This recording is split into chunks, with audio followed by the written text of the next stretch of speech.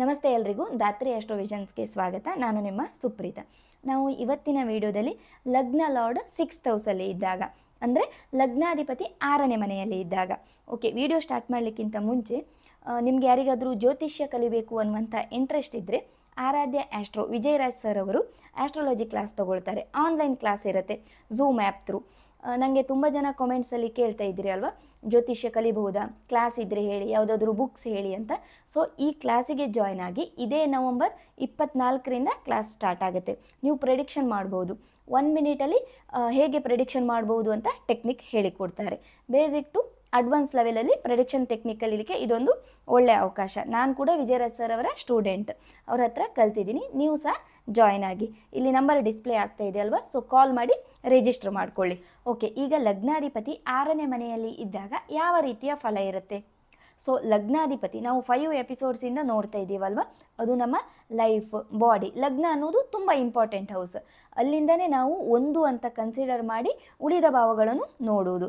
ಹಾಗಾಗಿ ಲಗ್ನಾಧಿಪತಿ ಎಲ್ಲಿರ್ತಾನೋ ನಮ್ಮ ಲೈಫ್ ಫೋಕಸ್ ಅನ್ನೋದು, ಹಾಗೆ ಲೈಫ್ ಆ್ಯಂಬಿಷನ್ ಅನ್ನೋದು ಆ ಕಡೆಗೆ ರಿಫ್ಲೆಕ್ಟ್ ಆಗ್ತಾ ಇರುತ್ತೆ.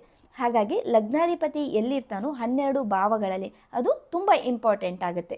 ಈಗ ಲಗ್ನಾಧಿಪತಿ 6th ಹೌಸಲ್ಲಿ ಇದ್ದಾನೆ ಅಂದರೆ 6ನೇ ಮನೆ ಅನ್ನೋದು ನಮ್ಮ ವೇದಿಕ್ ಆಸ್ಟ್ರಾಲಜಿಯಲ್ಲಿ ಅದನ್ನು ದುಸ್ಥಾನ ಅಂತ ಕರೀತಾರೆ. ಒಳ್ಳೆ ಪ್ಲೇಸ್ ಅಲ್ಲ ಅಂತ ಹೇಳ್ತಾರೆ 6ನೇ ಭಾವ ಅನ್ನೋದು. ಯಾಕಂದರೆ ಅದು ರೋಗಸ್ಥಾನ, ನಮಗೆ ಬರುವಂಥ ರೋಗಗಳು, ಯಾವುದೇ ಹೆಲ್ತ್ ಪ್ರಾಬ್ಲಮ್ಸ್. ಇನ್ನು 6ನೇ ಮನೆ ಅನ್ನೋದು ಸಾಲ ಮಾಡುವಂಥದ್ದು. 6ನೇ ಮನೆ ಅನ್ನೋದು ಶತ್ರು ಸ್ಥಾನ. ನಮಗೆ ಫ್ರೀಕ್ವೆಂಟಾಗಿ ತೊಂದರೆ ಆಗ್ತಾ ಇದ್ದರೆ ನಮಗೆ ಅಡ್ಗಾಲು ಹಾಕುವಂಥದ್ದು, ಇದನ್ನೆಲ್ಲ 6ನೇ ಮನೆ ಇಂಡಿಕೇಟ್ ಮಾಡುತ್ತೆ. ಇನ್ನು ಕೋರ್ಟ್ ಕೇಸ್ಗಳು, ಡಿಸ್ಪ್ಯೂಟ್ಸ್, ಈ ಥರ ಈವೆಂಟ್ಸ್ ಇರುವಂಥದ್ದು 6ನೇ ಮನೆ. ಹಾಗಾದರೆ ಲಗ್ನಾಧಿಪತಿ ಅಲ್ಲಿದ್ದಾಗ, ಲಗ್ನಾಧಿಪತಿ ಅಲ್ಲಿರುವವರು ಲೈಫಲ್ಲಿ ಯೂಶ್ವಲ್ ಆಗಿ ಈ ಥರ ಈವೆಂಟ್ಸ್ನ ಸ್ವಲ್ಪ ಜಾಸ್ತಿ ಫೇಸ್ ಮಾಡಬೇಕಾಗತ್ತೆ.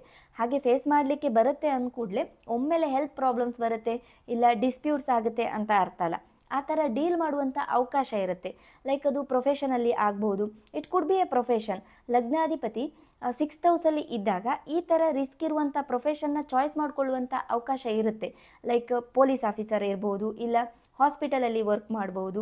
ಯಾಕಂದರೆ 6th ಹೌಸಲ್ಲಿ ಲಗ್ನಾಧಿಪತಿ ಬಂದಾಗ 6th ಹೌಸಲ್ಲಿರುವಂಥ ಲಗ್ನಾಧಿಪತಿ ತನ್ನ 7ನೇ ದೃಷ್ಟಿಯಿಂದ 12ನೇ ಭಾವವನ್ನು ನೋಡೋದ್ರಿಂದ 12th ಹೌಸ್ ಅನ್ನೋದು ಹಾಸ್ಪಿಟಲ್ ಅಲ್ವಾ, ಹಾಗಾಗಿ ಡಾಕ್ಟರ್ ಆಗುವಂಥ ಅವಕಾಶ ಕೂಡ ಇರುತ್ತೆ.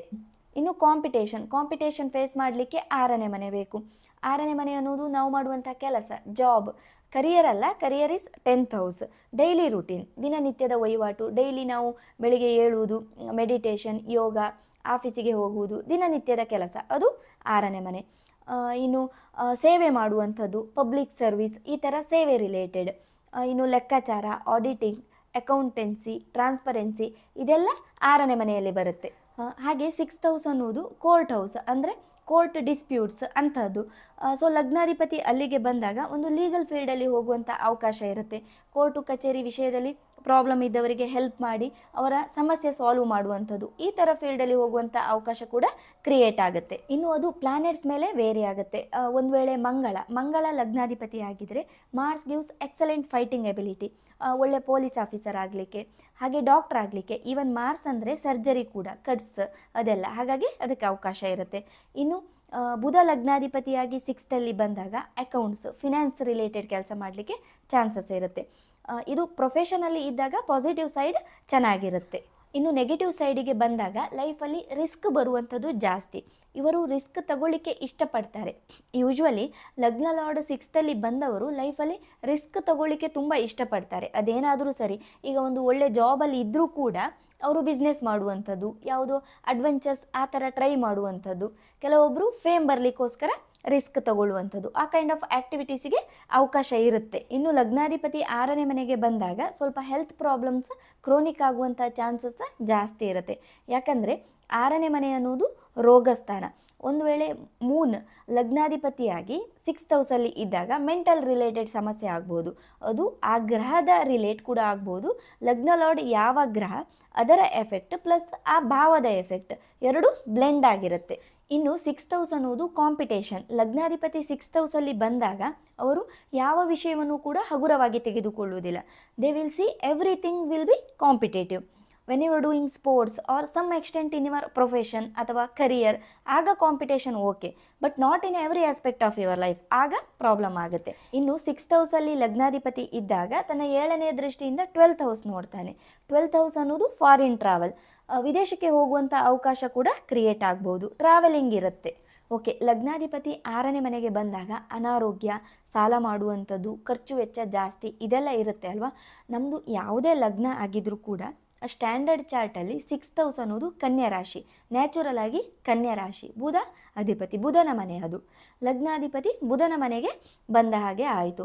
ಸೊ ಅಲ್ಲಿ ಲೆಕ್ಕಾಚಾರ ಇರುತ್ತೆ, ಲಾಜಿಕಲ್ ಥಿಂಕಿಂಗ್ ಬರುತ್ತೆ, ಅಲ್ಲಿ ಸೇವೆ ಕೂಡ ಇದೆ. ಈಗ 6th ಹೌಸ್ ಆಟ್ರಿಬ್ಯೂಟ್ಸ್ನ ಪಾಸಿಟಿವ್ ವೇಯಿಂದ ಯೂಸ್ ಮಾಡಿಕೊಂಡಾಗ, ಡಾಕ್ಟರ್ ಆಗಿ ಡಿಪಾರ್ಟ್ಮೆಂಟಲ್ಲಿ ಕೆಲಸ ಮಾಡುವುದರಿಂದ, ಪೊಲೀಸ್ ಆಗಿ ಸೇವೆ ಸಲ್ಲಿಸೋದ್ರಿಂದ, ಬೇರೆ ಯಾವುದೇ ರೀತಿಯ ಸೇವೆ ಮಾಡೋದ್ರಿಂದ, ಇನ್ನು ಲೆಕ್ಕಾಚಾರ ಇಟ್ಕೊಂಡು ಹೋದಾಗ, CA ಆಗಿ ಕೆಲಸ ಮಾಡಿದಾಗ, ಬ್ಯಾಂಕಲ್ಲಿ ಕೆಲಸ ಮಾಡಿದರೆ, ಇನ್ನು ಲಗ್ನಾಧಿಪತಿ 6ನೇ ಮನೆಯಿಂದ 12th ಹೌಸ್ ನೋಡುತ್ತೆ ಅಲ್ವಾ. ಸೊ 12th ಹೌಸ್ ಆಟ್ರಿಬ್ಯೂಟ್ಸ್, ತೀರ್ಥಕ್ಷೇತ್ರ ಯಾತ್ರೆ ಮಾಡುವಂಥದ್ದು, ದಾನ ಧರ್ಮ, ಚಾರಿಟಿ ಮಾಡುವಂಥದ್ದು, ನಂಬಿಕೆ, ದೇವರ ಮೇಲೆ ನಂಬಿಕೆ ಬೆಳೆಸುವಂಥದ್ದು, ಸೇವೆ ಮಾಡುವಂಥದ್ದು, ಇದನ್ನೆಲ್ಲ ಮಾಡುವುದರಿಂದ 6ನೇ ಮನೆಯಲ್ಲಿ ಬರುವಂಥ ಪ್ರಾಬ್ಲಮ್ಸ್, ರೋಗ, ಸಾಲ, ಶತ್ರುಕಾಟ, ಡಿಸ್ಪ್ಯೂಟ್ಸ್, ಇದನ್ನೆಲ್ಲ ಸಾಲ್ವ್ ಮಾಡ್ಕೊಳ್ಬೋದು. ಹಾಗಾಗಿ ಲಗ್ನಾಧಿಪತಿ 6th ಹೌಸಲ್ಲಿ ಬಂದಾಗ 6th ಹೌಸ್ ಆಟ್ರಿಬ್ಯೂಟ್ಸ್ನ ಪಾಸಿಟಿವ್ ಆಗಿ ಯೂಸ್ ಮಾಡಿಕೊಳ್ಬೇಕು. ಸೊ ಇದಿಷ್ಟು ಲಗ್ನಾಧಿಪತಿ 6th ಹೌಸಲ್ಲಿ ಬಂದಾಗ ಯಾವ ರೀತಿಯ ಇಂಪ್ಯಾಕ್ಟ್ ಇರುತ್ತೆ ಮತ್ತು ಅದನ್ನು ಹೇಗೆ ನಿವಾರಣೆ ಮಾಡ್ಕೊಳ್ಬೋದು. ಇದು ಇವತ್ತಿನ ಎಪಿಸೋಡ್. ಮುಂದಿನ ವಿಡಿಯೋದಲ್ಲಿ ಇನ್ನೊಂದು ಟಾಪಿಕ್ ಬಗ್ಗೆ ನೋಡುವ. ಎಲ್ರಿಗೂ ಒಳ್ಳೆಯದಾಗಲಿ.